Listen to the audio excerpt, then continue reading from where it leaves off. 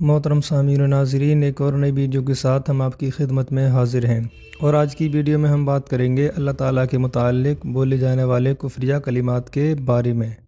تو چلیے بلا تاخیر کے شروع کرتے ہیں۔ تو دیکھیے، اللہ تعالیٰ کے بارے میں اس طرح کہنا کہ اللہ تعالیٰ ہمارے لیے تو نیند کی گولی یا نشے کی گولی کھا کر سو گیا ہے، ایسا کہنا کفر ہے۔ پیار ایسا ہے کہ خدا کو بھی حیرت ہے، یہ بھی کلمہ کفر ہے۔ فلاں کی حرکتوں سے تو اللہ عز و جل بھی پریشان ہے، یا فلاں کو پیدا کر کے تو اللہ تعالیٰ بھی پچھتا رہا ہے، یہ دونوں صریح کفریات ہیں۔ وہ تو اللہ تعالیٰ کے پچھواڑے رہتا ہے، یعنی پیچھے رہتا ہے، یہ کہنا بھی کفر ہے۔ خدا کو مخلوق کہنا، خدا کا بندہ بننے سے انکار کرنا، خدا کی نفی یعنی انکار، یہ تینوں صریح کفریات ہیں۔ کسی شخص سے کہا گیا کہ تو خدا کو بھول جا، یہ کہنا بھی کفر ہے۔ رب روٹھتا ہے تو روٹھے، میرا محبوب مجھ سے نہ روٹھے، یہ کلمہ کفر ہے۔ اس طرح کے جملے عام طور پر فلمی گانوں میں استعمال ہوتے ہیں۔ معنی جاننے کے باوجود لوگ ایسے گانے بخوشی چلاتے اور سنتے ہیں، اور ان سب پر حکم کفر ہے۔ یہ کہنا کہ اللہ عز و جل خطا کرتا ہے، یہ کہنا کہ اس میں کوئی نقص یعنی خامی ہے، یہ دونوں کفریات ہیں۔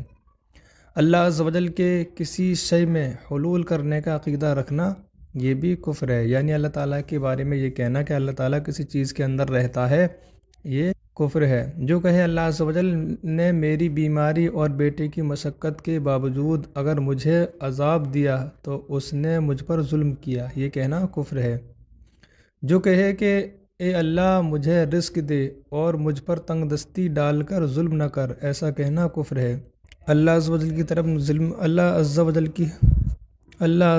طرف ظلم کی نسبت کرنا، اسے ظالم کہنا کفر ہے۔ جو شخص کہے اللہ جانتا ہے کہ یہ کام میں نے نہیں کیا، حالانکہ اس کو معلوم ہے کہ وہ کام اس نے کیا ہے، تو اس پر حکم کفر ہے۔ اس طرح کا جملہ مسجد میں آ کر سوال کرنے والے اور اس کے علاوہ کئی مواقع پر بکثرت استعمال ہوتا ہے، بلکہ بعض لوگوں کا تو یہ تقیہ کلام ہوتا ہے۔ سچی بات میں اگر کہا تو حرج نہیں، تاہم اس طرح کہنے کی عادت نکال دینا مناسب ہے کہ عادت ہوئی تو جھوٹی بات پر بھی منہ سے نکل سکتا ہے۔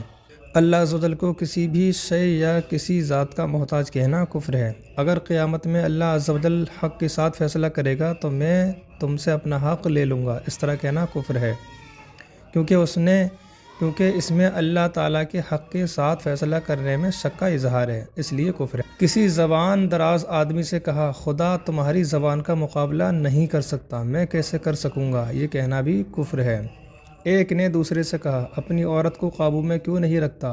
اس نے کہا عورتوں پر تو خدا کو بھی قدرت نہیں، مجھے کہاں سے ہوگی، یہ کہنا بھی کفر ہے۔ ارے یہ تو اتنا چالاک ہے کہ خدا کو بھی دھوکہ دے دے، یہ بھی کلمہ کفر ہے۔ ایک نے دوسرے پر ظلم کیا، مظلوم نے کہا خدا نے یہی مقدر کیا تھا، ظالم نے کہا میں اللہ کے مقدر کیے بغیر کرتا ہوں، یہ کہنا بھی کفر ہے۔ اللہ عز و جل کے نام کی تصغیر کرنا کفر ہے، جیسے کسی کا نام عبداللہ یا عبدالخالق یا عبدالرحمن ہو، اسے پکارنے میں آخر میں الف وغیرہ ایسے حروف ملا دیں جس سے تصغیر سمجھ میں آتی ہے۔ تصغیر کا مطلب یہ ہے کسی شے کو چھوٹا کر کے بیان کرنا، جیسے کتاب سے کتابچہ، مکھ سے مکھڑا، کمر سے کمریا، روپیے سے روپلی، آنکھ سے انکھڑی، نگر سے نگری یا نگریا وغیرہ وغیرہ۔ صدر الشریعہ حضرت علامہ مولانا مفتی محمد امجد علی اعظمی علیہ الرحمہ فرماتے ہیں بعض اسماء الہیہ جن کا اطلاق یعنی بولا جانا غیر اللہ یعنی عز و جل کے سوا دوسروں پر جائز ہے، ان کے ساتھ نام رکھنا جائز ہے، جیسے علی، رشید، کبیر، بدیع، کیونکہ بندوں کے رکھے جانے والے ان ناموں میں وہ معنی مراد نہیں جن کا ارادہ اللہ تعالیٰ پر اطلاق کرنے یعنی بولے جانے میں ہوتا ہے، اور ان ناموں میں الف و لام ملا کر بھی نام رکھنا جائز ہے۔ مثلاً العلی الرشید، ہاں اس زمانے میں چونکہ عوام میں ناموں کی تذکیر کرنے کا بکثرت رواج ہو گیا ہے، لہذا جہاں ایسا گمان ہو ایسے نام رکھنے سے بچنا ہی مناسب ہے، خصوصاً جب اسماء الہیہ کے ساتھ عبد کا لفظ ملا کر نام رکھا گیا، مثلاً عبد الرحیم، عبد الکریم، عبد العزیز، کہ یہاں مضاف الیہ سے مراد اللہ تعالیٰ ہے۔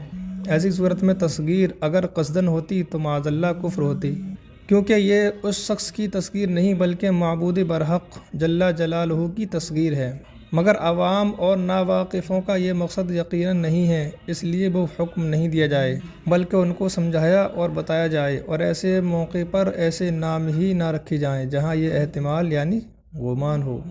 اللہ عز و جل کے لیے یہ ماننا کہ وہ سوتا ہے، اونگتا ہے اور بہکتا ہے کفر ہے۔ جو شخص دنیا میں اللہ عز و جل سے کلام حقیقی کا مدعی یعنی دعوے دار ہو، کافر ہے۔ یہ کہنا کہ اللہ تعالیٰ کا علم قدیم نہیں یعنی ہمیشہ سے نہیں، کفر ہے۔ جو اللہ تعالیٰ کے لیے باپ یا بیوی یا بیٹا مانے وہ کافر ہے، اور جو ممکن کہے وہ گمراہ بددین ہے۔ اگر ضروریات دین سے کسی چیز کا منکر ہو تو کافر ہے، جیسا یہ کہنا کہ اللہ تعالیٰ اجسام کے مانند جسم ہے، یا کہے جیسے ہمارے ہاتھ پاؤں ہیں ایسے ہی جسم کے ٹکڑے اللہ تعالیٰ کے لیے بھی ہیں۔ اللہ عز و جل کی طرف جہالت یا عجز یعنی مجبور ہونا یا نقص یعنی خامی کی نسبت کرنا کفر ہے۔ یہ کہنا کہ خدا سے چھین لاؤں گا، ایسا کہنا بھی کلمہ کفر ہے۔ یہ کہنا چھوڑو یار، خدا سے ہم خود ہی نپٹ لیں گے، یہ کلمہ کفر ہے۔ جو کہے کہ معدوم یعنی جو ابھی وجود میں نہیں آئی، ایسی شے اللہ تعالیٰ کو معلوم نہیں، وہ کافر ہے۔ جس نے کہا اگر اللہ تعالیٰ مجھے فلاں کے ساتھ جنت میں داخلے کا حکم کرے گا تو میں نہیں جاؤں گا، کہنے والا کافر ہے۔